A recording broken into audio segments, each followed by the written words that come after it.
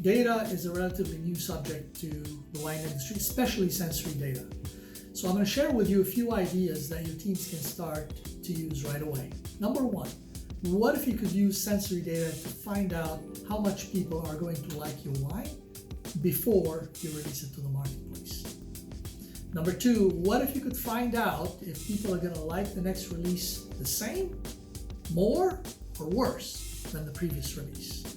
Number three, what if you could do competitive benchmarking? Take that data and charts, put them in your sales sheets to help your sales team on the road. Number four, understand exactly why consumers like or dislike your wine, so your teams around the boardroom stop arguing and you can go right to where the opportunity is.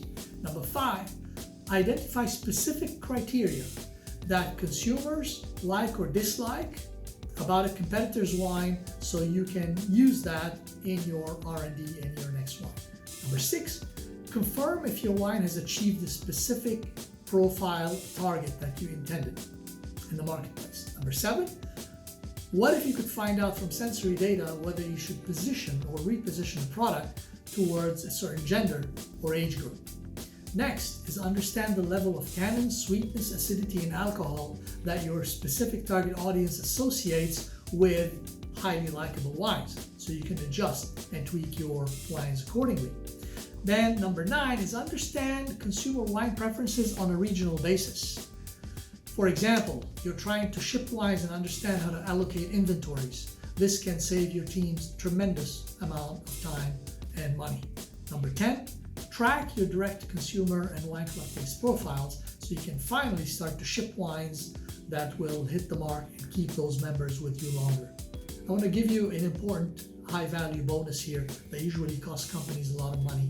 What if you could use sensory data to confirm the consistency of this next release with prior wines, which is something that companies usually go to sensory labs to achieve. Now you might think these kinds of ideas are only for large companies. Think again. Small companies that are growing and beginning to burst with orders, tweak things at the top, and the effort that you put in there will pay huge dividends at the bottom. This is how the major leaguers play. Now, to read all these ideas and others, just click on the link below and go to the article and comment and type in any questions. If we can answer them right away, we'd be happy to. Thanks for listening.